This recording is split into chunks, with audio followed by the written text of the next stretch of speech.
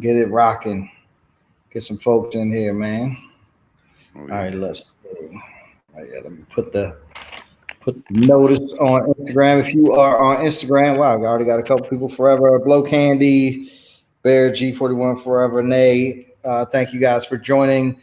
If you're on Instagram, head over to youtube.com/GOGOTIX, and you can see both sides of the equation. You can see Alizay is much more handsome face than mine. So head on, so head on over to youtube.com/GOGOTIX. As soon as it finishes pasting, it'll be in the comments and pinned at the top. So you can get over there and see both sides of the interview. Thank you everybody for joining. I don't know why it's taking so long to paste, but whatever. So anyway, there we go. No, that didn't work either. This is why I don't do it on Instagram anymore I because know, it's right? always, It's like, it's always fucking up. Got the Teddy Riley shit going on. But hey, we got my man Wiley Brown, Chuck Brown's son on here. He likes oh he likes man. he likes my yeah. He watches all of them. That's my man. I Oh yeah, appreciate let me get him. my shirt on there too. That's my man Yeah, right now. yeah, yeah. That's hot. That's hot. That's hot. I knew you would show me up.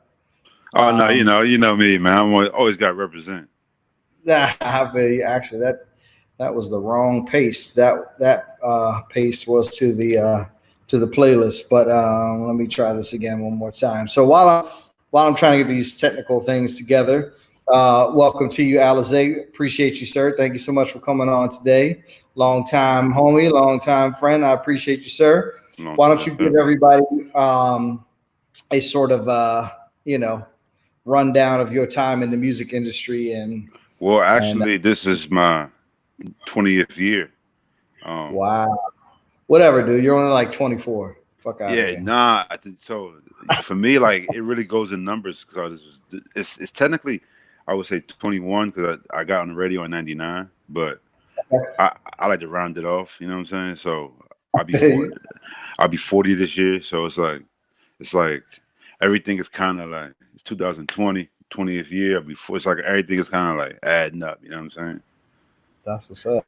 But yeah, I did radio for 10 years. Discovered Wale.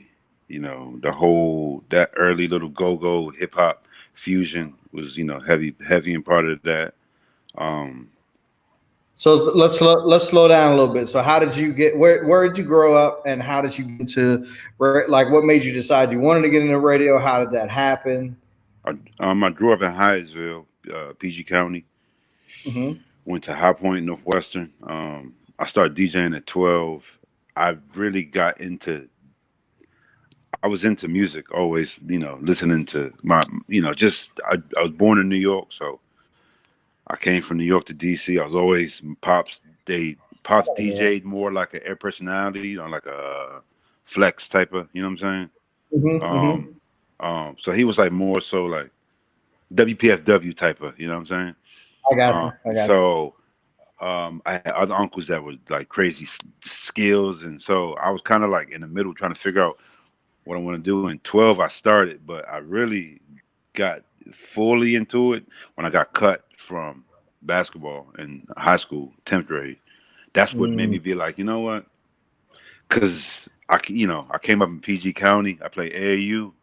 I was heavy in basketball, and Mm-hmm. that was my dream to be in the NBA. You know what I'm saying? But I realized that thing got cut short. That got cut short early.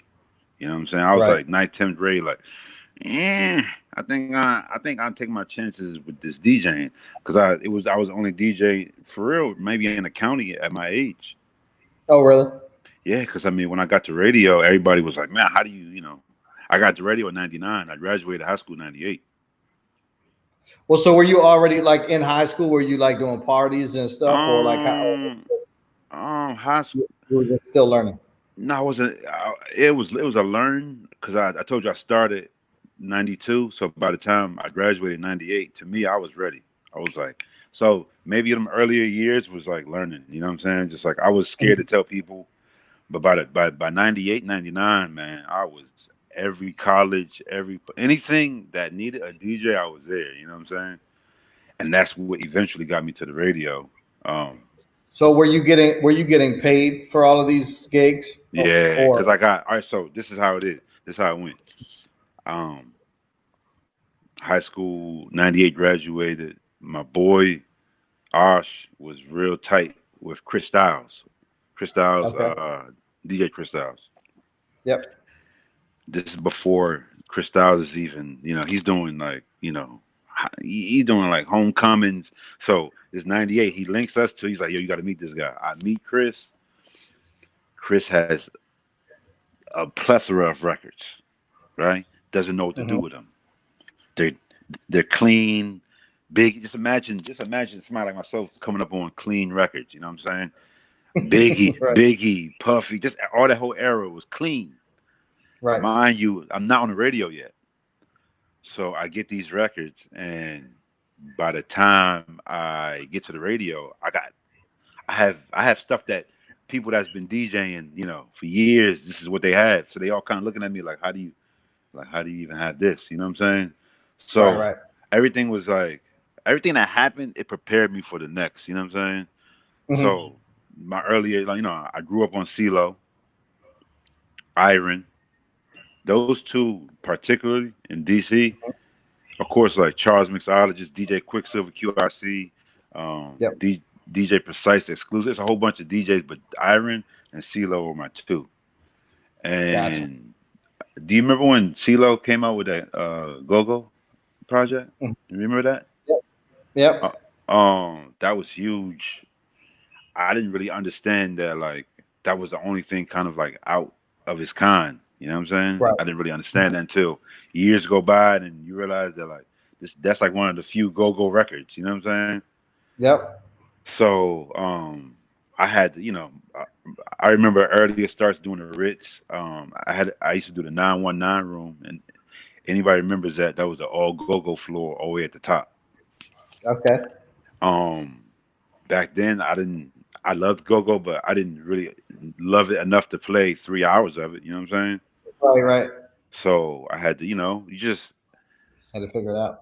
I mean, I had to go dig. I had to go find records. I had to see who had what. I had to see, and in doing that, you go from not being able to play 3 hours to like, man, I can literally do a whole party. You know what I'm saying? Mm-hmm. And So what year was it? What year was this that you started doing the the Ritz, 911? that was like Yeah. that was like in between '98. I got on the radio like Memorial Day '99. So from graduating '98 to like Mhm. that whole year, I did Ritz, DC Live, 2K9. I was trying to do every club I could, Mhm. and I was just really just trying to just get better. You know what I'm saying? I knew who was in front of me. I just wanted to just kind of hold the torch the same way that they did. Right. Well, but you weren't really like that. But prior to that, you weren't like a go-go head. Like you didn't used to go to the go-go's. Yes, I used to. So I used to go to the Yeah. Go-Go's in '90. Okay. Like, so I graduated high school '98. We was going to Go-Go's '95, '96, '97. By the time I got into the clubs, I kind of put the Go-Go's in the back because I was just like, I can't put my energy into that. If I'm trying to be, Mhm. you know what I'm saying, a DJ. Right. And Right. shout out to Shablass because he used to be the one DJing in the Go-Go's, and that was an experience. I used to go there and remember seeing him cut. I'd be like, yo. Oh, you know what I'm saying? It's like '95 now. So I used to be heavy in like Zulu Cave before it turned to the Icebox. Mm-hmm. Mm-hmm. Um, Icebox, of course. Mm-hmm. Taj Mahal, Black Hole. Um, I mean, I went to the Met. I didn't like frequent it though. You know what I'm saying? Mm-hmm. But like I frequented like Zulu Cave, Icebox, Taj Mahal, Black So Hole. who was your favorite band at that time? Like who did you go or no, Um, who did you go see? Heavy Groovers. Junkyard was Taj Mahal. Mm-hmm. And back we used to go see Backyard Heavy at Black Hole. But sometimes Black would come to Icebox, and you know what I'm saying. It was like you would get Okay. those, but Groovers by far I think was the probably the funnest time, funnest Yeah. go-go's. Yeah, Groovers was crazy. Right. So that was a little bit before my time. I didn't come until the very end of '99. So Really? yeah, I was only Okay. there from like Not I was there from like I think like probably like December '99 or something like that Okay. through when we turned into Solo. So that was like 2001. Solo had some. I didn't just I just found out that Solo was like Northeast, like Yeah. not even month, like maybe 2 3 months ago. Not even that.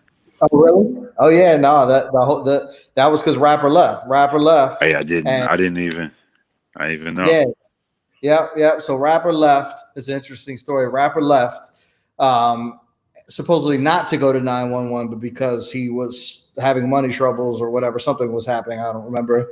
And then we decided to, or we replaced him with a guy named General Lee, who was from I the remember that original. name. Yeah, that was that he was from the original band that I first played in Annapolis, out of Hmm. Annapolis. So a bunch of people. I was just talking to somebody that I forget who Jam and Jeff the other day when he was Jam and on. Jeff, yeah. A bunch of people came from that band. So Mike Arnold that plays for Team Familiar now came from Mm. Occupation.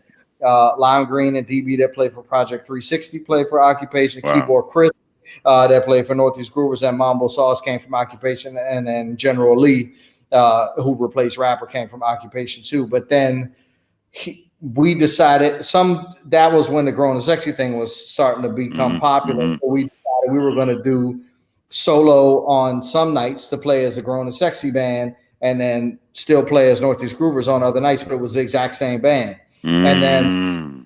but when we started playing as Solo, they didn't like the way that this was Ronald Moten, Red Door Mo, and Dig Dug were the managers at the time, and they didn't like the way that General Lee sounded with Solo. They thought he was too hype, and it was supposed to be Grown and Sexy. So they made me cut him because he was my homeboy. So I had to fire him, You gotta do the and hard. You gotta do the hard work. yeah, they made me fire him. I'm like, I'm not even getting paid for this or anything. And then he just stopped showing up for Northeast Groover shows because we were pumping the Grown and Sexy up or stomping them. We're pumping the Grown and Sexy up so much, like, oh, it's gonna be great. They got the Yeah. buffet and it's nice and it's no I remember that fights and time. yeah, and it was like this whole new glossy thing. And he was just like, man, y'all not gonna keep me for the ratchet shit and keep me out of the other thing. So that's when we ended up getting Chi Ali, and that's how Solo started. Wow. Yeah, but Solo actually was my name. I was originally was gonna have a management company called Solo Management, Yeah, SOULO. yes, SOULO, yes. Because I got, Yeah, and I got some of the songs on my computer. nice, yeah. And then Hmm. Hug came up with the acronym, the Sounds of Us Living On, which was Mm. applicable because it was Northeast Groovers living on after Rapper in a different format. So anyway, I didn't mean to interrupt your Nah, whole it's all story. good. No, because now when you say that, I gotta give a shout out to Malik the Freak because he was heavy, Yep. heavy solo fan. You know what I'm saying? Yeah, yeah. Well, Northeast Groovers, I remember I used to see him. I would see him at like what was the mall? Was it Landover Mall? I can't remember. It was a mall that's not there anymore. So I think it was Landover Mall. I can't remember, but I would see Yeah. him and he would like just run up on me like, "Yo, Northeast," and I was like, "Yo, who is this?" This was like before I really knew him. I'm like, "Who is this dude? Why is he like accosting me in the middle of the mall about Northeast Groovers and shit?" Yeah. It was funny, but Y'all that's my both man. love hip hop. I mean, y'all both love go-go, I should say. Yeah, yeah, nah, I'm gonna turn down the this light road. on. That was my man. Yeah, that's cool. My bad. I'm turning this light on. You good. You good. Just mess up the whole shot. It's all good, Yeah, you know. I'm back. It's all good. So okay, so you were going to see the Go-Go's 95, 96 or whatever. Hmm. You or around that time started doing all the clubs and then you got into the radio at 99. That's when you started doing and you sort of drifted away from Go-Go. And I know, Yeah, and I wouldn't say drifted away. It was because by no means back then did I even consider myself a go-go head. right, right. It was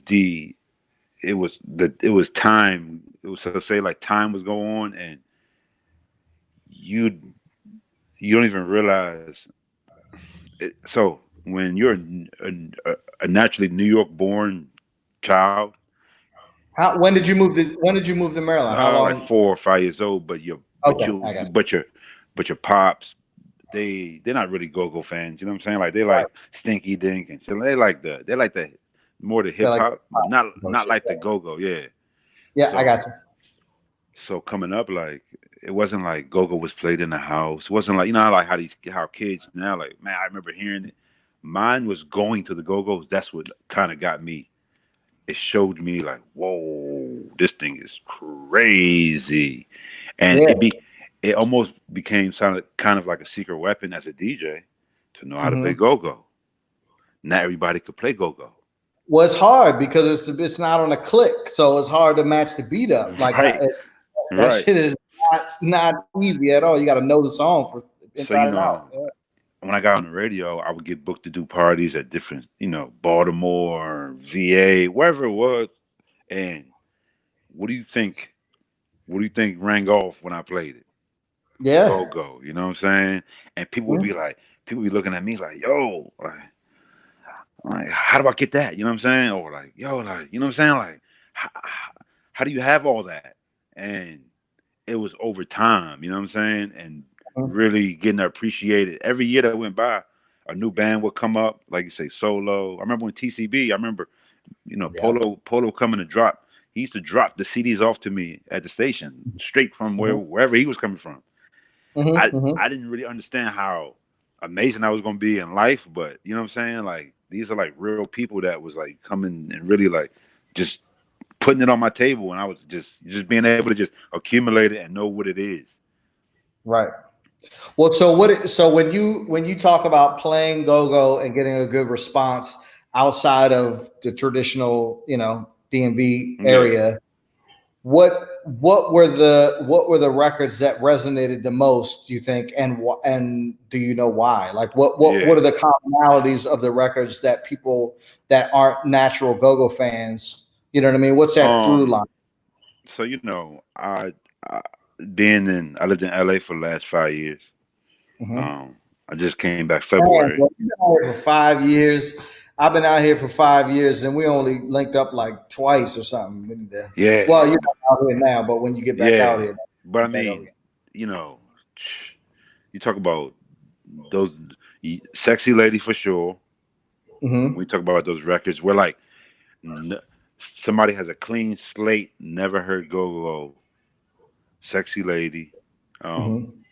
pieces of me. Hmm. Um, of Do you course.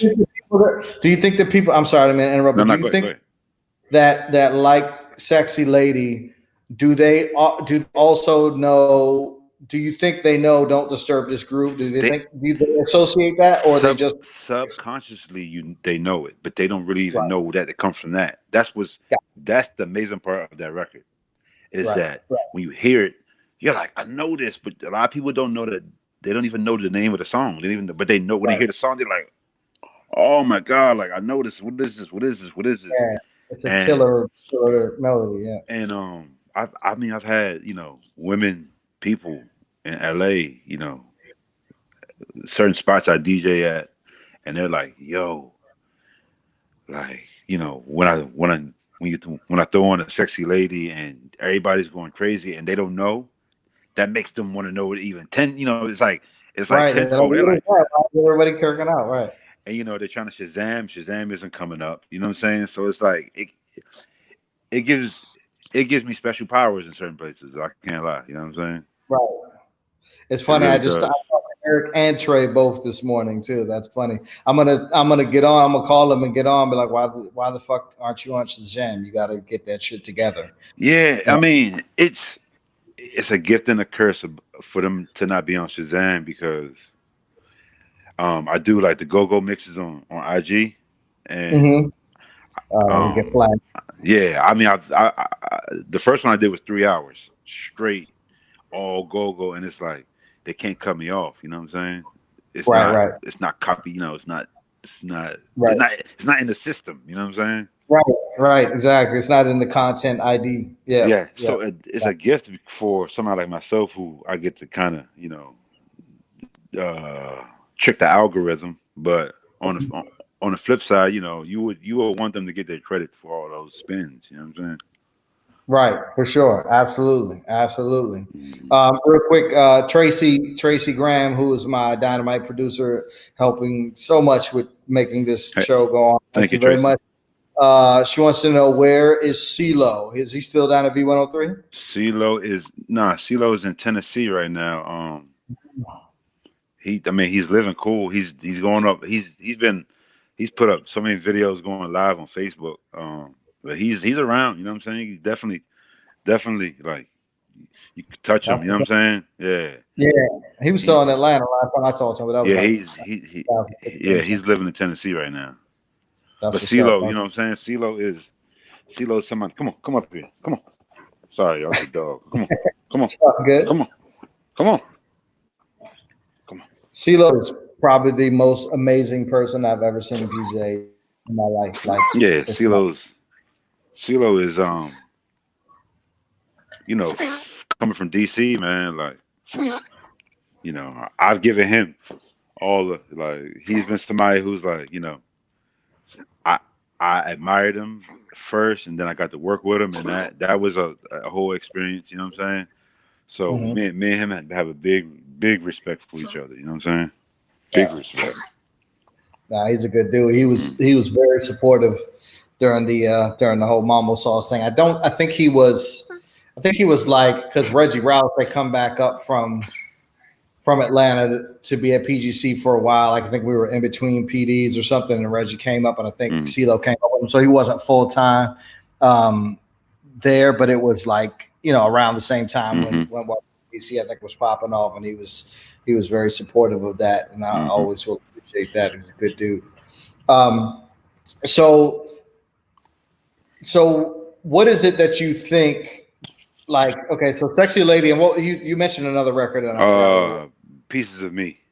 Pieces of Me. Okay. So Mm. what do you think it is about those two records that I mean, Pieces of Me is I guess a little bit of a different situation because it's a cover song that people Yes. know. You know what I mean? Yeah. But I guess what I'm trying to get at is what is it that like to me from the live side, like from having Mambo Sauce and playing all over for a whole bunch of different types of people, Mm-hmm. mostly a lot of people that look like me. Mm-hmm. Um, the beat is the cheat code. You know what I'm Mm-hmm. saying? It's like no matter live, no matter what group of Yeah. people you're in front of, if you hit that beat, it's over. But But that's I'm the curious, is that the same thing in a club setting, like as a DJ, or is there another through it. line? Is there another thing that makes it attractive? It's it's all about. I mean, I'm big on timing, bro. So you know, when it comes to playing those records, it's about the right time. You want to play it when it's the most people that in the room that are going to know what it is because Right.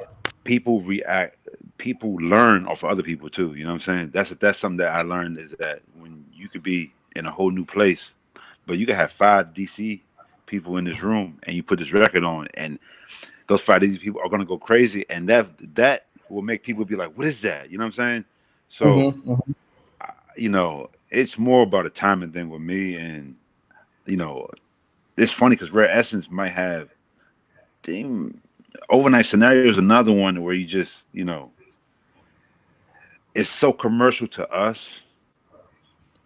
being that we're from home, but like when you get out in front of people, you realize that it's so untapped. You know what I'm saying?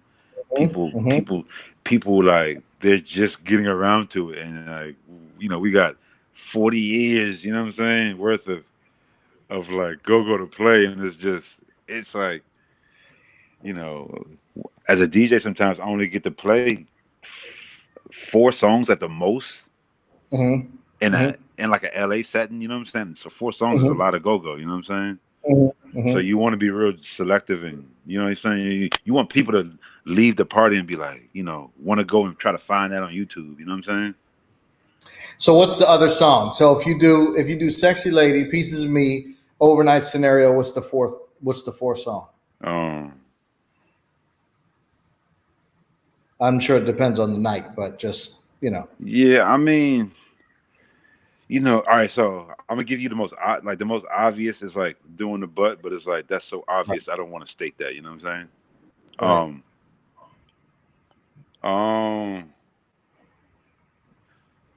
man, those 3 right there might be like you know, those 3 might be the first 3 I choose from to be my first song if I'm playing in front of people who don't really know it. Gotcha. You see what I'm saying? Gotcha. And then from Yep. Yep. there, from there, I could gauge on if they, if I could go more or you know what I mean. Because I Mhm. mean, it's go-go is one of the things where it has to be introduced to people correctly. Exactly. I don't Exactly. So. No, go ahead. Go ahead. Go ahead. Go ahead. Go ahead. Go ahead. No, no. I was gonna say that you don't wanna. I've actually seen this before where like you take somebody new to who doesn't know go and you take them to see like TCB. Love TCB, but sometimes that is too much. They're like, Yeah. it's like nah, I don't like this. You know what I'm saying? Yeah. So it's like Yeah. you gotta scale it back. You know what I mean? Yeah. Yeah. You gotta what are my baby steps? You gotta feed them a little at a time. Yeah, absolutely. Oh wow, I'm pretty excited. Yesterday, I think this means I'm successful now. I have like a troll on Instagram. Oh yeah. That yeah, that's just it's a different name today, but they said the same thing as they said yesterday. So it's the Man, same listen, person. that mean you're doing something right. Yeah, no, that's I'm excited. So thank you. Fuck you too, but thank you anyway. I appreciate it. They call me a disgusting ginger. Yesterday they called me a something albino or something. So I'm like, yeah, cool. Hey Thanks, man. man, listen man. Yeah. Glad you're paying attention. Thank you to everybody else that's on Instagram. If you're on Instagram though, please head over to youtube.com/GOGOTIX. And whoever you are, fuck you. But anyway, so the reason I was asking that question is to see if it's and what it sounds like it is to me is when you're playing for outside of when you're outside of, I'm sorry, this is funny. This motherfucker just asked me, do all albinos eat beetles and drink blood? No, not all of us. I do, but not all of us, But anyway, this is hilarious. So those are more of now they're not all studio recordings, but they're all fairly close to studio recordings. They're not like off they're the closest thing you can get to a studio recording. Yeah, and I mean, like those songs are recorded pretty damn well. You know what I'm saying? Yeah. No, However, absolutely. and it's crazy because I think about it. I don't even. I haven't even asked that question of like. I haven't even asked Trey like where is this sexy lady from? And apparently I'm one of the only people that have like the instrumental to Sexy Lady. He don't even have it. Yeah. That's what's up. I got that back when me, Trey, and Wale did tour. We toured for a minute, but to have the Sexy Lady instrumental blow, it messes people up. You know what I'm saying? Yeah, man. So, so what do you think? Like based upon those, 4-5 songs, what do you think that can be like? Say there's a new go-go band or a go-go project or whatever. What lessons can they take from those 4 songs to say, hey, if you want your music to resonate with people in LA and people in Chicago and Well, people yeah, in just people Florida, outside of outside of DC, like what lesson would you give them? Like what would you say? You Well, say you gotta this record. well, you gotta take a piece of Sexy Lady and pick if you're gonna choose to do a cover, a sample. Pick something that is not like sexy. What was used, but what used Don't Disturb This Groove sample before that? Right. I don't really know, but the fact that so it's like, all right, let's take that part and say, all right, if we're gonna take a sample, let's take something that isn't overused or um, and then you take something from like an overnight scenario, just like with uh, you know, the ingenious, the ingenuity of, you know, 3 in the morning. I mean, just to think that Jay-Z took that from them, you know what I'm saying? Yep. I mean, it shows you how ingenious that was, you know what I'm saying? And I mean, I feel like that's what doesn't get talked about in go-go is the geniusness within it. Mm-hmm. You know what I'm Mm-hmm. saying? So, you got the sexy lady, you got the overnight scenario, but then you got the pieces of me where people don't even, when that song came out, we didn't know that was Ashley Simpson. We Right. didn't. I didn't know that. Right. You find this out after. You know what I'm saying? So Right. Gogo kind of has a way of like getting in its own way, being that they take covers, but they also give a lot of light to. You know what I'm saying? they shed so much. It brings so much light to the songs that you never even knew. Mm-hmm. Perfect example is Wincy. You know what I'm saying? He takes so much stuff, and you hear it in your regular day, and you don't even realize that he took it. Yeah, you don't realize it's from something else. Like even like "Pretty Girls," that's an old song. Or yeah, I mean, it's a lot of songs that he does that. Yeah, there are a lot of hooks that he does that he just puts so much of his own stamp on it because his voice is so unique. And that's That yeah, that's what I like to. To me, I like to give. I like to tell people that side of the go-go, and because a lot of people get caught up in like the covers and this and that and the third, but like as a DJ, man, like some of them covers are great to play outside of the state. You know what I'm saying? right. Right. Well, no, I have people, the way I sort of made my name prior to putting Mambo Sauce together. I mean, obviously I played for bands and stuff like that, but like as people, just as somebody that was other than just a guitar player was sort of railing against the cover song thing. Mm-hmm. But Mm-hmm. that was because there was a reason for that. And that was because one, I felt like just from an artistic standpoint, I felt like it was I get it. cheating to a certain extent. However, it wasn't just about that. It was also about if you want to be successful in, the greater music industry at that time, publishing was where the money was. And Right. it's still to a certain extent where the money is, but since the advent of streaming, that equation has changed significantly. Mm-hmm. And now live is where the money is, obviously before Mm-hmm. the whole Yeah, fucking before this. world. Right. Yeah.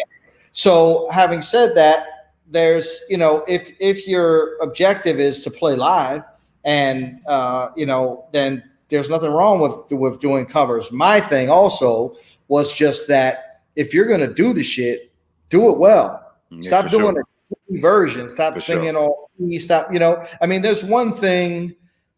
It's one thing to keep the authenticity and keep the grittiness, but you can do that and still make it sound good too. No, for sure. I mean, I totally agree with you on that. Yeah, I totally, yeah. you know what I'm saying? I mean, like I say, Wincy, for perfect example, he takes so much stuff, but he makes it his. You know what I'm saying? Yep. And that's something that you got to give him kudos for that because that's 100%. But yeah. he's also a perfect example because if somebody from whatever Houston hears Wincy, they don't automatically think that's a great singer, but he has such a distinctive voice and it brings such a feeling. You know what I mean? It Mm-hmm. creates that Mm-hmm. feeling within you. You Mm-hmm. know what I mean? Like you Mm-hmm. could just see it. Like as soon as he starts singing "Gangster Gang," you know what I'm saying? The whole fucking crowd just goes nuts. You know what I mean? I And always I always call him. I call him the Nate Dogg of. He's the Nate Dogg of Nate Dogg, yeah, a DC. You yeah. know what I'm saying?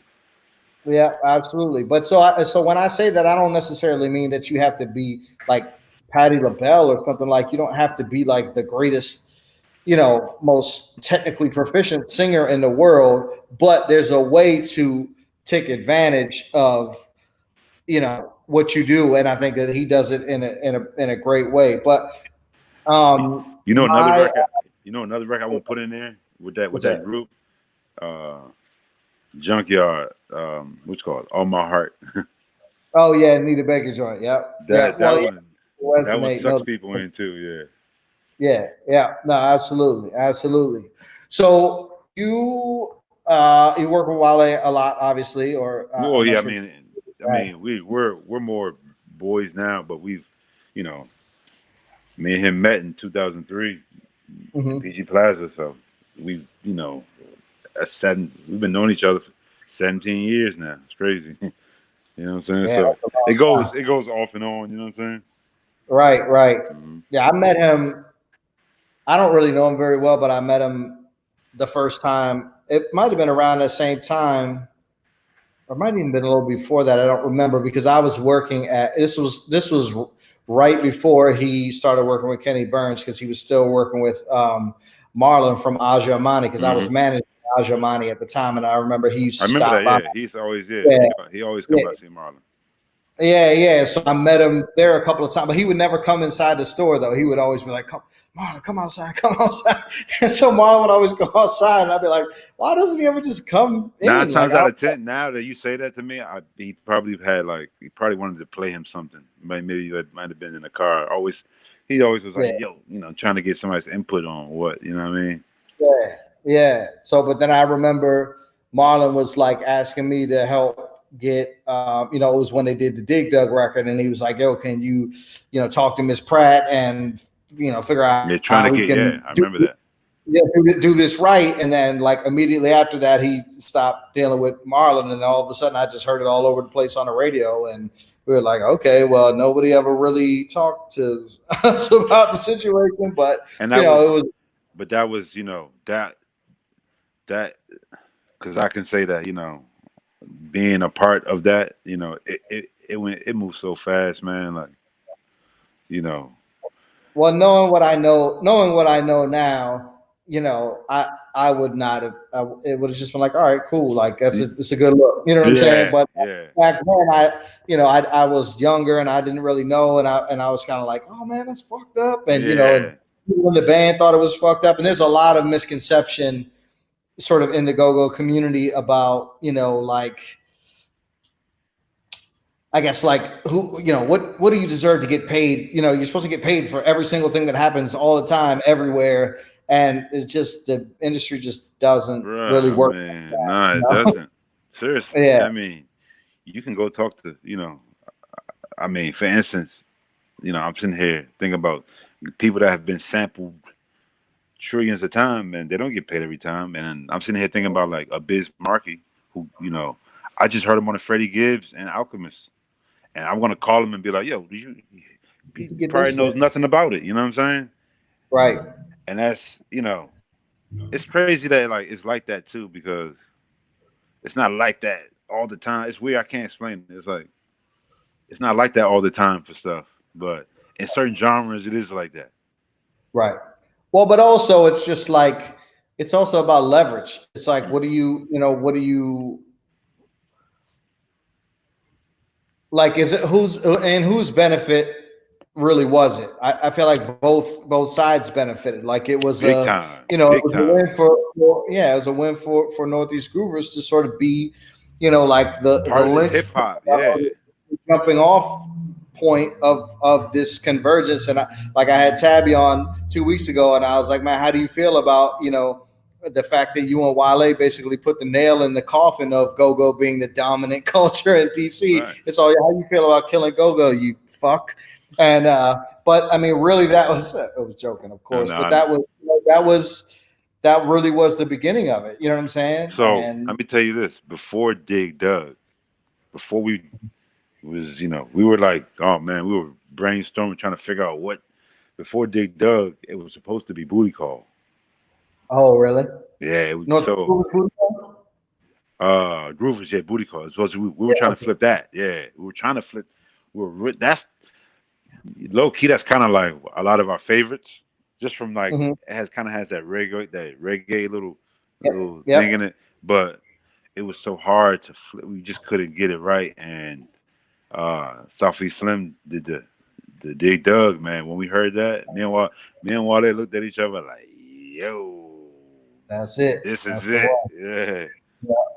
Yeah. Yeah. And then yeah, man, that was the beginning. So what do you, because you obviously, commiserate with lots of people in other genres, and I know I don't know if you still do, but when you were out here before, you were your friend was, you were living with your friend who's the DJ for Justin Bieber. Bieber, right? So I just talked. obviously I just talked to Bieber on Facetime last week.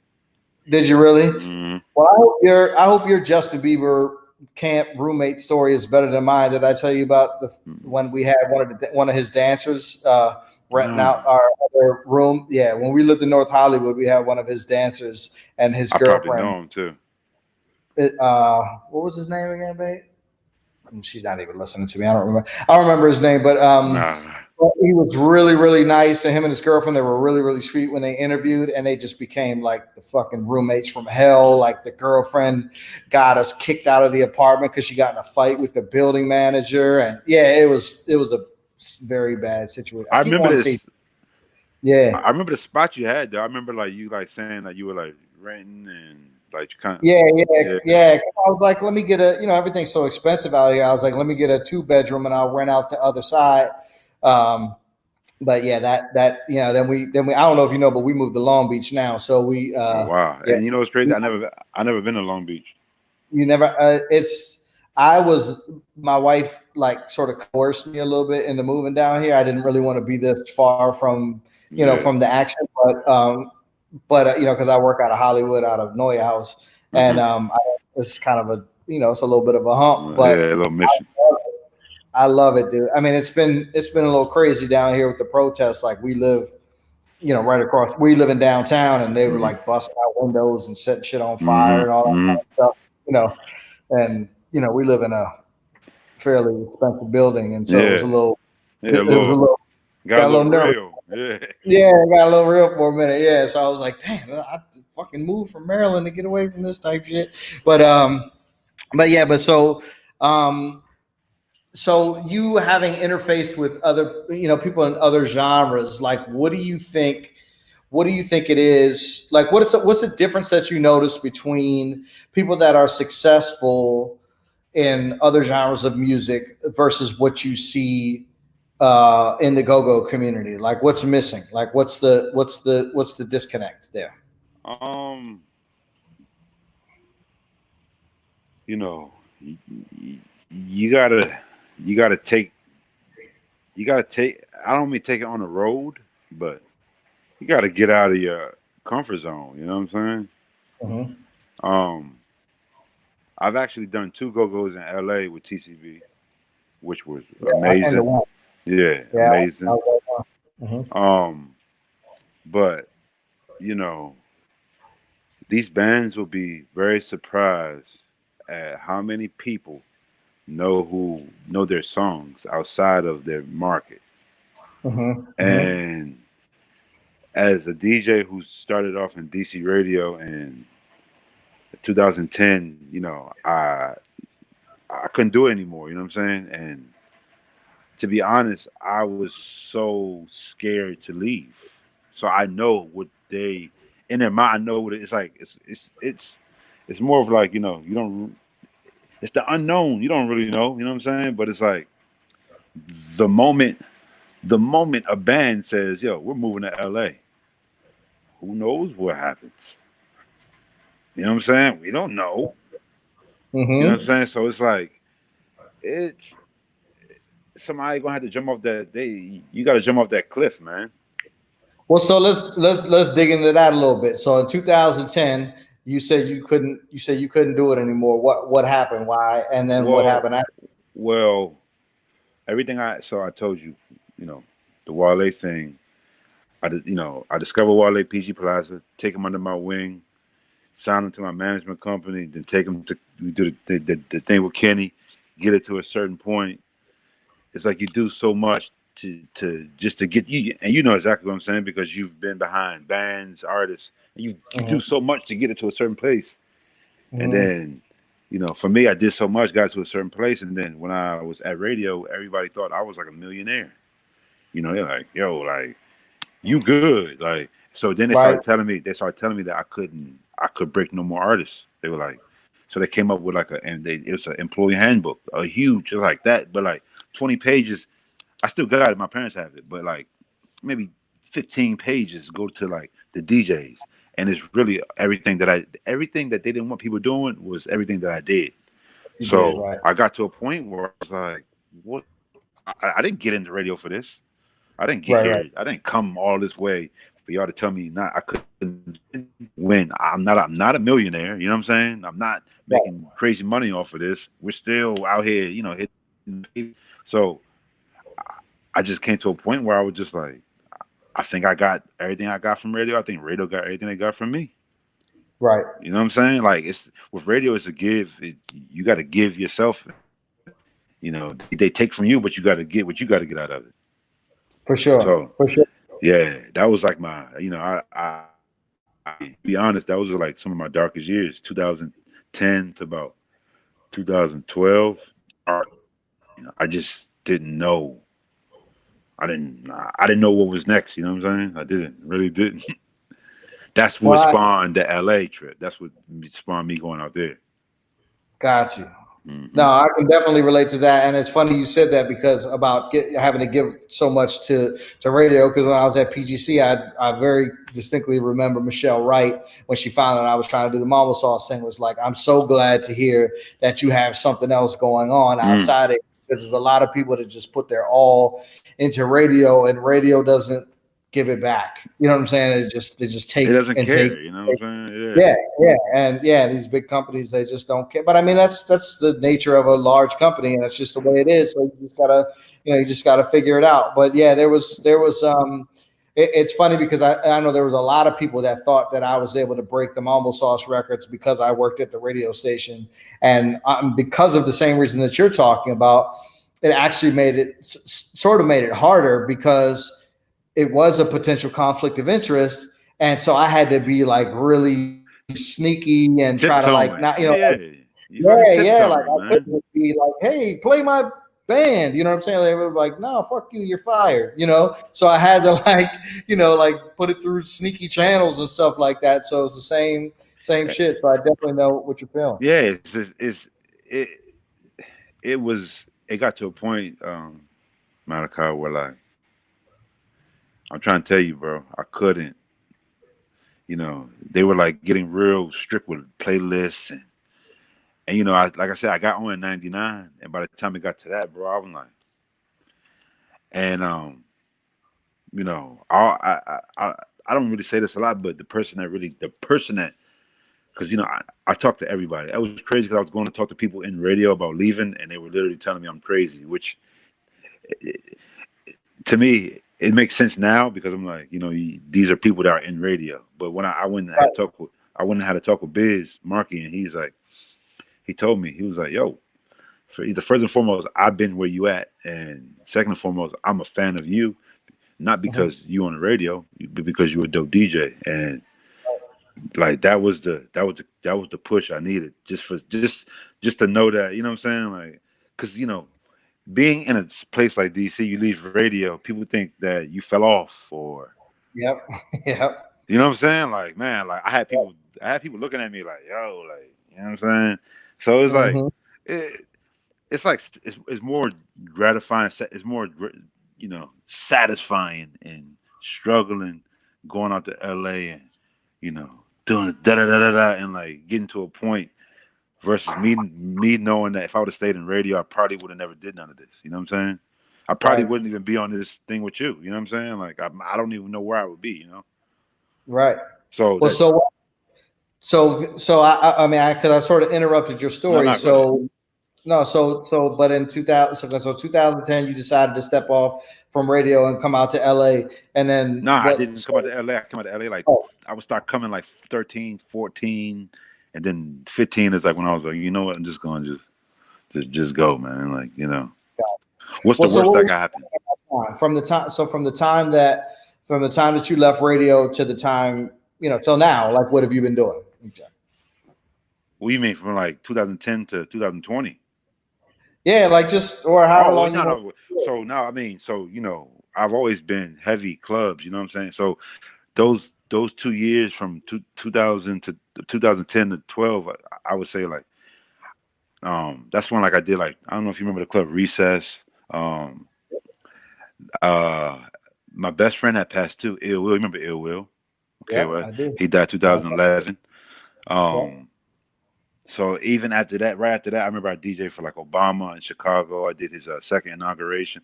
I always, I've always done crazy stuff, but I never Yep. really was like the one to broadcast or whatever. But um, going out to LA, that's where I kind of got more to my producer bag. You know what I'm saying? Mhm. Uh, and then just over like the last 3 years, man, I've just been like free spirited from DJing. I did the Subway series. I would DJ on the train. I remember Just that. Yeah, a yeah, little time. Yeah, that yeah, shit was. Yeah. And for me, it's like, we are in a world right now, and it's like, what can you do? Not only to, entertain people, but like really, you know what I'm saying? Stand out. You know what I'm saying? Mhm, Like mhm. stand out from everybody else that's doing anything. You know what I'm saying? How can you stand out from everything?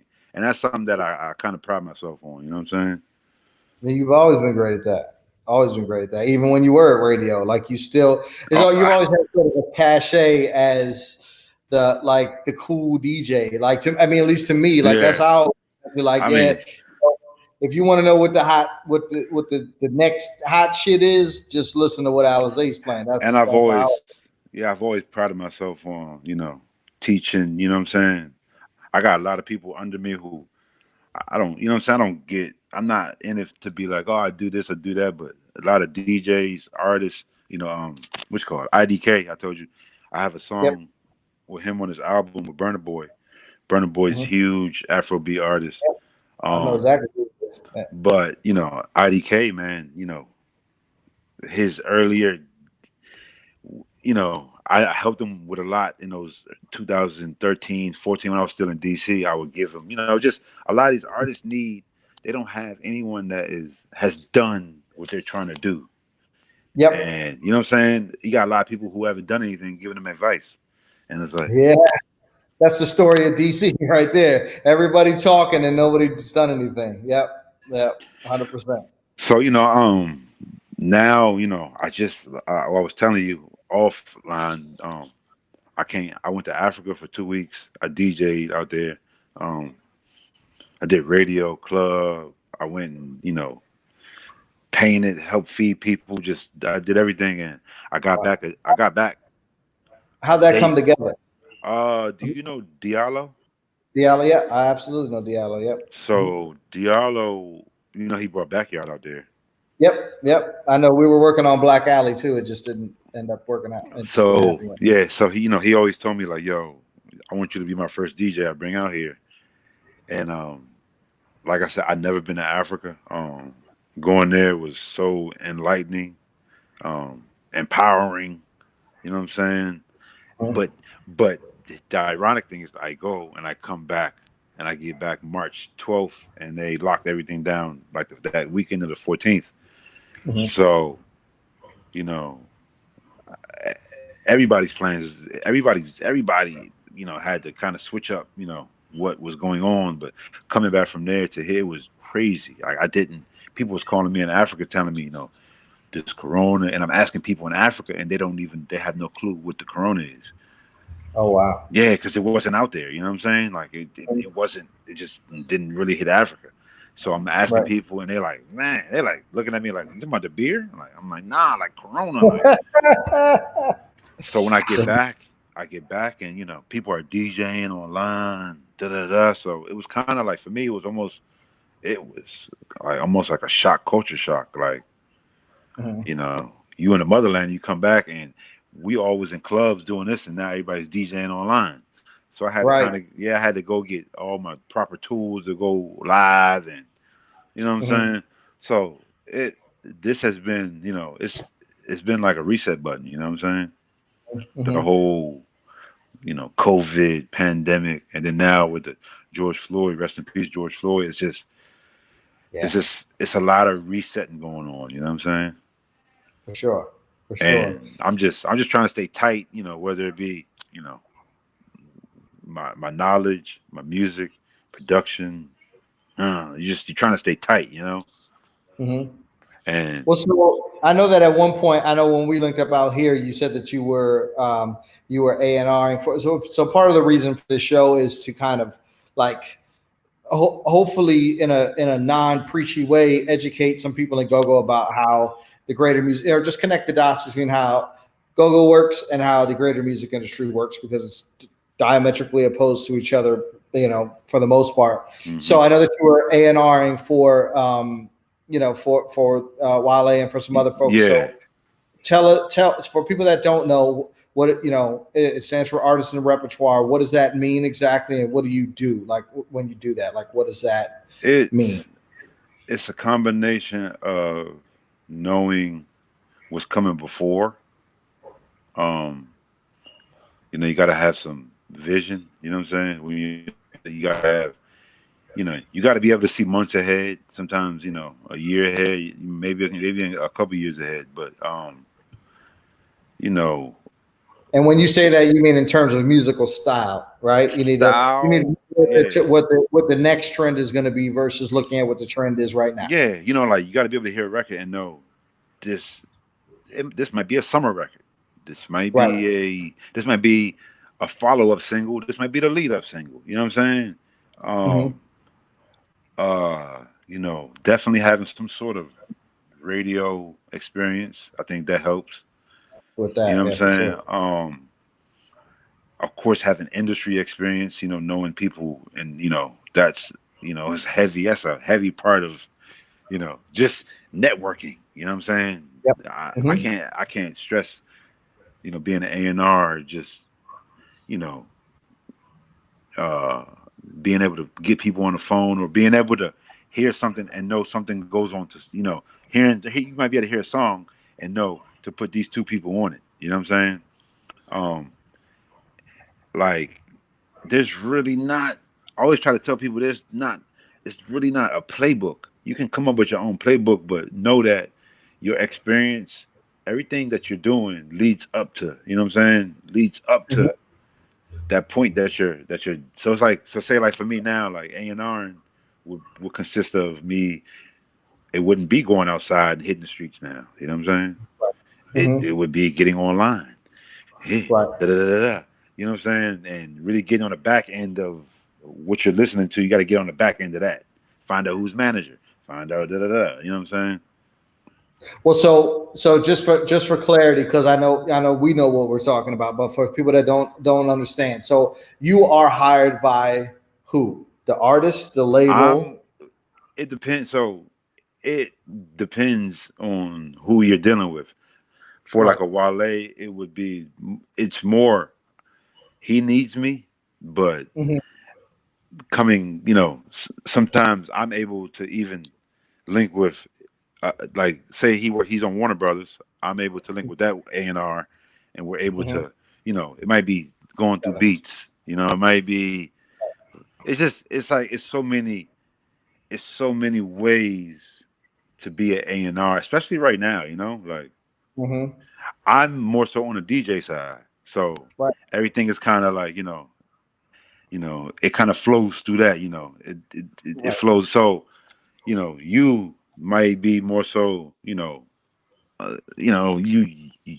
you did radio. Yours more management side. You know what I'm saying? Like, so it's Yeah. like it's different. It's like there's no one way. You know what I'm saying? You got Right. people Right. like Dre the Mayor right now who just got signed, well, Yeah. at Yeah. Atlantic, and I'm proud to say that he's come. I know he came through the ranks. You know what I'm saying? I remember him Yeah. being around, and you know, Yep. so it's like it's something that a lot of people think is given, but it comes with Nah. time. You know what I'm saying? It comes in Absolutely. time. Absolutely. Hmm. Well, no, the reason I'm going down that road is because I think that people, like a lot of people in go-go, are still like, they have this sort of fantasy idealized vision of, well, we're going to be playing at, the half note on a Thursday, and some random A&R dude is just going to show up and sign us for $1 million. Mm.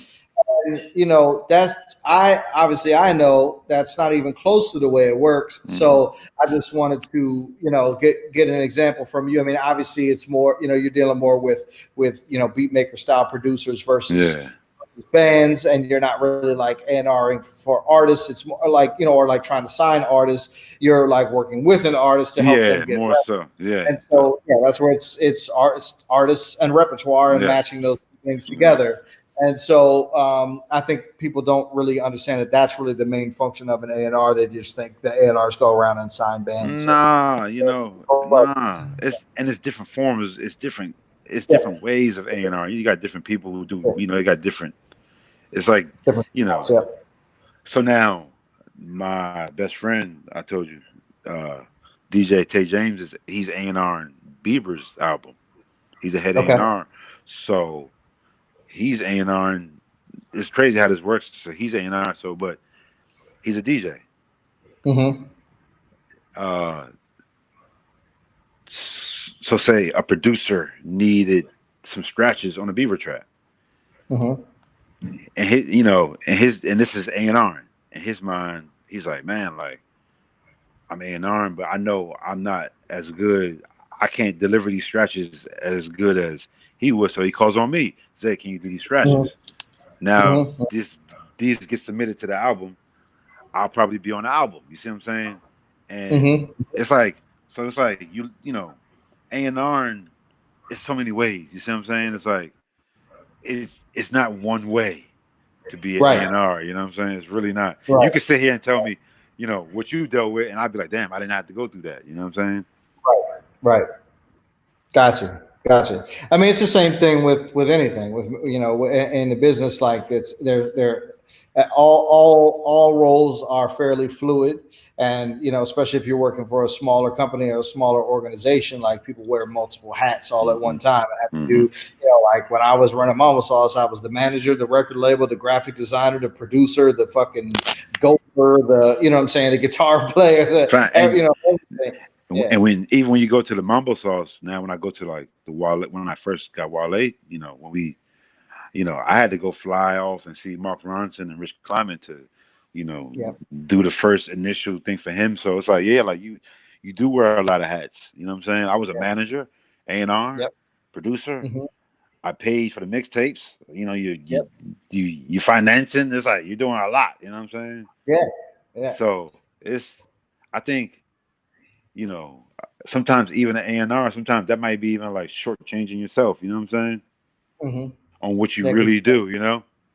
For sure. For sure. Yeah. No, I just wanted to get a little clarity Not for around. sure. Obviously it's flexible, but but part of what I'm trying to do here is like poke holes in these myths about like you just heard two people with you obviously were instrumental in the success of Wale. I obviously was instrumental in the success of Mambo Sauce, which is obviously on a smaller level than Wale. But both of us, you But the heard just hats, heard yeah, the hats, had the to hats. do Yeah, yeah, had to many do hats. all of that shit and put up money and do everything, and so there's just a lot of, I feel like, the sort of um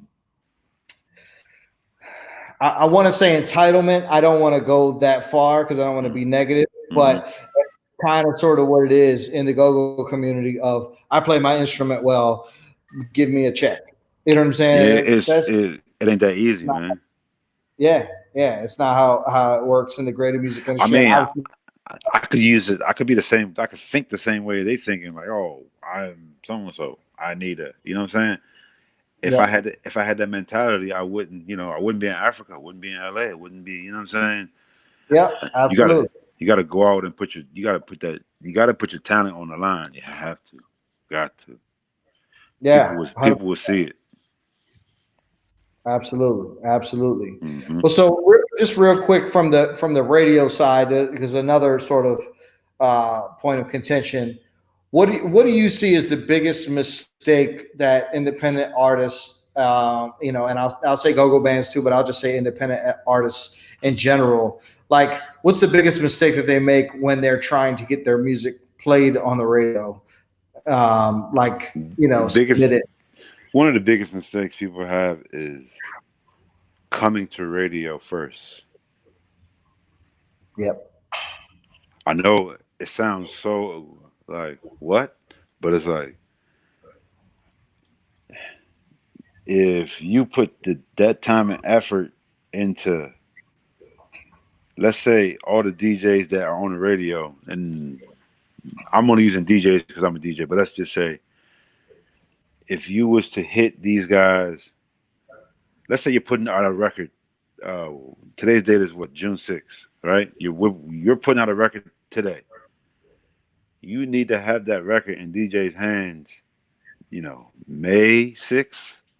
You know what I'm saying? That it has to lead up. So by the time you go to radio and you're talking to a music director, program director, your conversation is like, yeah, da, da, da, da, da, and they're like, yeah, is anybody playing it? Oh, actually, yeah, they are playing it. And Right. you have the proof of them. It's like you got to give, in order for you to have leverage, you gotta do the pre-work before you just end up. You can't just come up to the radio station thinking that somebody gonna hear you out with a you got this dope record. No, no, no, no. Yep. We are in a day and age now where people are gonna play. People are gonna play what they like, but you got to give them a chance. You got to meet them early. You gotta, you gotta figure out ways to get things to people where they are going to hear it. You know what I'm saying? Mm-hmm. Sometimes people just want to just drop it off to you at your desk and think that you know. But it's like you gotta. It's Got to work the record. got to, Yeah. got to. Yeah. Yeah, I mean, I had Akil from RCA on last week, and I had my boy Marty Showman that's out here, that's SVP of Rhythmic at Atlantic out, Mhm. a couple weeks ago, and that's the same thing they both said. You gotta, because that's what they do for a living. Like literally, the major labels have people that their only job is to work the record. And So mind you, all these guys, all these guys, all the years I was on the radio, who you think they was calling to work the record? That's how I knew how to work That's how I knew how to work this whatever was coming, whatever I had. Cause I yep. mean, every label, every morning, I mean, it was religiously. Yo, Zay, you gonna play this? You gonna do that? And at first, they get on your nerves, but then you start to realize that, oh, this is like, y'all need me. I need y'all Mhm. too, though. You know what I'm saying? Right. It's Yeah, both. it's a symbiotic relationship. Yeah, absolutely. But a lot of guys sometimes they don't understand that need. They don't understand that relationship. So sometimes they want more from you than what they could give you. You know what I'm saying? You have to be able to add value. I mean, that's not even just in the music industry. It's just more Life. pronounced in That's the in music life. industry. Yeah, it's just in life and just in business in general, but it's even more so in the music industry because there's a lot of time and effort and steps that have to go into something before you make money. Right. Even if you've made money on something else that you did, if you start doing something new, then it's something new and you have to start all over again. Yes. And you don't get to make money on this thing right away Yes. because you made money on the last thing. No. Just because I did Mambo Sauce doesn't mean that I could just jump out and start getting paid all this money now. You know Nah. what I mean? Nah. And but it's about building relationships. And I have to say, like, every time I've ever called you or hit you up or asked you anything, you always hit me back. Nah. We I'm want to always link up. yeah. I mean, Yeah, even sometimes you can't do. Even if I can't do something, don't mean that I can't. You know what I'm saying? Like, I mean, you can't right. hit. You know what I'm saying? It's like even if you can't do something, I'm like, I'm sorry, y'all. I'm sorry, I can't do it. Like, and it's like Yeah, sometimes, yeah, sometimes you get you meet people and you say you can't do something, and they take that personal. And that's something that I like to tell people too. Is like, don't take nothing personal, man. Especially when it comes to this shit. Like, right. Exactly. Yeah. I mean, it's tough, especially because of I mean, it's something I had to sort of unlearn because coming up in go-go, I started playing in my first band when I was 15, and coming up in that genre and that mentality, it's like, oh, you don't like my shit? Fuck you. Oh, you're not with us? Fuck you. You're not, you need to be. And it's the one thing that I hear all the time. Oh, well, you weren't supporting me when I was doing nothing, so try to be down with me now. Well, yeah, that's the way business works. Like nobody's going to support you until you have something going on. Like you don't fact, like it's just like there's no requirement that somebody supports you. You know what I'm saying? Like no, it's not if somebody's supporting you, you don't have fans. You want fans that are going to follow you because you're fact, doing something they want to be a part fact. of, not because they feel sorry for you and want to support you. You know what I mean? Nah, no, So I definitely had to unlearn that nah. from So that's something I would say. Like, like, don't take it personal. If you send me something and I didn't listen to it, don't you can't. You know how many right. other people are sending? You know what I'm saying? You don't Yeah, know, like people don't know at what rate stuff is coming in yeah, for for them to feel like, oh, like you didn't listen to my like, bro. I'm gonna listen to it, but the way you're acting now, I don't want to listen to it right. now. I don't want to. You know Right. what I'm Yeah, but saying? contrasted with with the radio promo guys who do it for a living, who are like, "Hey, Alizay, how you doing this morning? You're gonna get a chance to spin a record today? I might not. I'm not sure. Oh, all right, cool. Well, I'll hit you tomorrow. You know what I mean? Instead of, man, well, fuck you, then. You don't want to play my record. It's just not how.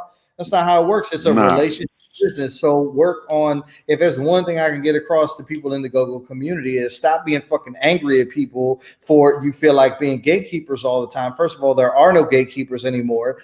Put your shit up on SoundCloud, put your shit up on YouTube, and if people like it, they're going to listen to it. You know what I'm Listen, saying? man, you got Instagram. I got Yeah.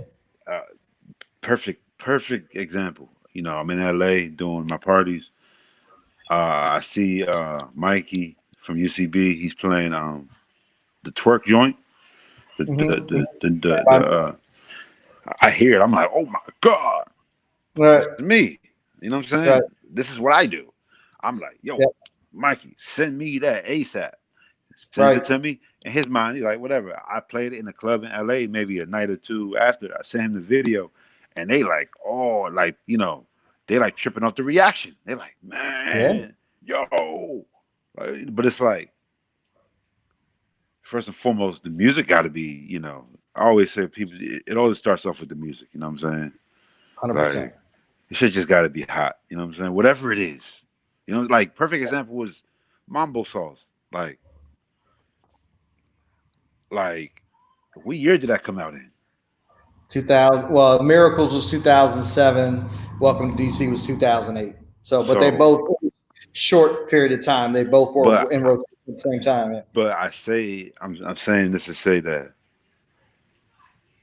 like, that might have been like one of the shortest spans of knowing a go-go band name and then actually song being, you know what I'm saying? Right. Like, Well, I started the band in 2003. We put out the first well, I put out a first single in 2004 that got, it was just they just played it on the Go-Go show. mhm. And then I put out two more singles, You came back 2005, crazy. 2006, and then came back with Miracles in Yeah. 2007. So yeah, there So, was 3 or 4 yeah, songs it's before like that. that's not really a long time. You see what I'm saying? Right. Yeah. But But you had some hot, you know what I'm saying? And that needs to be said. It's like, stuff that's making it to the top, like, it got to be some sort of good. You know what I'm saying? Like, everything mm-hmm. bad, it's not like bad stuff is making it to the top. It's like the good stuff rises to the top, but it still got to be good. You know what I'm saying? Right. Absolutely. Still has to be Absolutely. good. It's got to be So, good. You got to work it. And yes, yeah. Yeah. everything. You know what I'm saying? Yeah. Yeah. So, it's, and like the Wale thing, it gets a lot of praise because no other DJ has broken the artist in DC. No other, Right. you know what I'm saying? CeeLo tells me that, he said, you're the only one that's broken the artist out of all of us. Right. And, you know, that was, to me, it was like light, it was lightning. We caught lightning literally in a bottle, you know what I'm saying? But with me being on the radio, me meeting him, the mixture of go-go mixing in with hip hop, it was like everything was perfect. And Right. a lot of people think that like you could just do that again, like, oh yeah, like do it again, but like it's not that easy. No. If it was that No. easy, we would have more, right? If it was easy, everybody would do it. Yeah. Yeah. Absolutely. But I think that one of the things that I've been talking to people about, I was talking to Eric and Trey earlier, is that it's also not, it's not a zero sum game. I think that people in go-go feel like, for me to succeed, somebody else has to fail. Yeah, that's crazy. No, like there's a billion fucking rappers in the world that are successful, and so why can't there be 100 go-go artists that are successful at the same time? Like it's not a pie that you take the pieces out of it and it's gone. Like it's an infinite pie. Like there's I mean, I try to break things down to people. Like when I do, I love DJing. That's my thing, love it. But everything Mhm. else, from production or A&R or whatever, it's just a pie. Everything is a pie. Everything is it's Mhm. its own pie. You know what I'm saying? Yep. So with production, I'm okay with doing something and even collabing with somebody because it's more than what I would be getting from doing nothing. You know what I'm saying? So it's Yep. like you got to kind of look at it. You have to look at it as everything you're doing is his own pie. That's one Mhm. pie. That's one pie. And the more pies that you got your hands into, and you might only get 10% of one pie, but that's Well, more than nothing. 10% of something is better than 100% of nothing. Yep. But that's like it's sometimes it's hard for people to see that because once again, you gotta leave your comfort zone. Yep. You Yep. gotta you gotta understand that it's other talented people out here too. You know what I'm saying? And sometimes they're doing more. Sometimes you know what I'm saying? It's like and sometimes all you want like I've gotten really big into like collabing since going to LA. Just Mm-hmm. collabing and collaboration, just working with The people, whole you know what I'm saying? Yeah. Yep. Mm-hmm. And that's something, DC like, you know, this area, you know, it's almost kind of it's hard to collab sometimes. You know what I'm saying? Yeah, because everybody thinks that if everybody wants to be the hero, like nobody wants to be the part of the whole thing. You know what I mean? It's everybody. Oh, it's got to be me. I got to be the one. You know what I mean? And it's. I mean, I get it. It's an addictive. It's something that sort of gets into your psyche after Hmm. being exposed to that mentality growing up your whole life, but it's a counterproductive Right. methodology. It's not going to get you any further. Like the reason why the music business is strongest in LA and Atlanta when it comes to production and songwriting is because people are out here collaborating and working with each other. Straight You know up. what I mean? And making the sum of the parts greater than the whole, you know what I mean? So Straight or the up. whole greater than the sum of the parts. It's like 1 + 1 doesn't equal 2. 1 + 1 equals 17 because Seriously. you're taking the talents of two different people and multiplying them by 1,000. And it's the network. It's the networking of I know these people, but my man knows these people. We collab now. That's more people that we could possibly get on our track. Yeah. You know all these people go play for them. I know these. I'm gonna go play for them. We come back and meet, and it's like, yo, he might have Post Malone on it. I might be able to get Bieber on this. You know what I'm saying? Right. And from there it goes down. You know what I'm saying? And then you got some traction going on and something happening. But yeah, it's just so unfortunate to me that Gogo just gets in its own way so much. But anyway, I am you know I got another trick up my sleeve. So No, man. Listen, I mean, you know, for you to do what you did, with the mambo sauce, I mean, you know, it's almost like the fact that you did that, you could do it again because you did it. You know what I'm saying? It's like well, I once you see same you could way, do but something, once you yeah, see I'm you could definitely do something, you know you could do it again.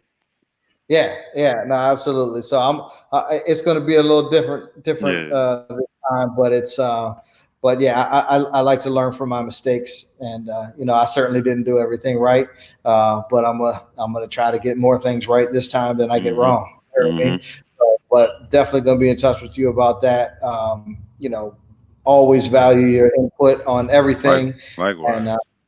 well, I appreciate you, man. Thanks so much for coming on. You got anything coming up you wanna plug or anything going Um, on let or me see. live Well, all stream? right. Well, definitely. People can go. I put out. A PA tape, a live PA tape. I actually, yeah. So remember Go I told ahead. you. So remember I told you I did the Instagram live. I Yeah, did yeah. 3 hours. So the first hour, I put out the first hour so far. I put out the second. So the first hour was up on SoundCloud. I did it with, it Shit. came out on Long Live Go Go on their page. I've always Okay. had issues with putting out stuff on SoundCloud. They always like ban my. Always. So I had him put it out on his. It's actually. I mean, I haven't checked the numbers in like maybe like a week or two, but the numbers are doing great. That's out. That's on SoundCloud. If you type in like Long Live Go Go DJ Alizay, that'll come up. I'm always doing Well, lives. the That's link. yeah. See, yeah. Check that. Yeah, I'm gonna see if I can put the link in the description. Hmm. Uh, if not, I'll put it in the video description for afterwards. But Uh, let's see. Is Long Live Go Go all one thing or is it? um. Oh, if you type it in, it's like the third. So you type in DJ Alizay, long space live space go go space like go go, and it's like the third one. SoundCloud. It, they got the date on it. Gotcha. A DJ PA tape. That is dope as shit. DJ Yeah, Alizé long. I don't know why it's not coming up. Anyway, I'll find it. Talk after, I'll find it and I'll put it in the description so anybody that watches this later can find it. You know what I'm saying? For sure. That's dope, man. But well, yeah, I'm definitely gonna be in touch. Yeah, for sure, man. Appreciate you having me on. You know what I mean? Oh, of course, man. Thanks for coming on. I appreciate you, sir. For sure. All right, man. We'll talk peace. soon. Yeah. All right, have a good one. All right, thanks everybody for tuning in today. Appreciate you very much. If you've not already gotten your GOGOTIX, I'm sorry, your Gogo is Fuck t-shirt, go ahead and grab that right now. Here's a little spot about it.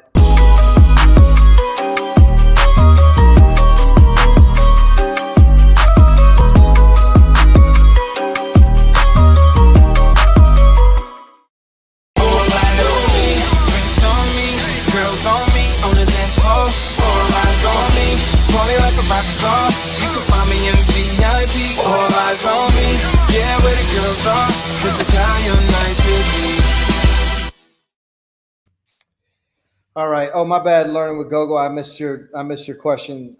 So sorry about that. But the question was, do you ever think of putting out a DJ Khaled type of compilation album? Yeah, I'll ask him that offline and see what's up. But please make sure to subscribe and click the little bell icon below.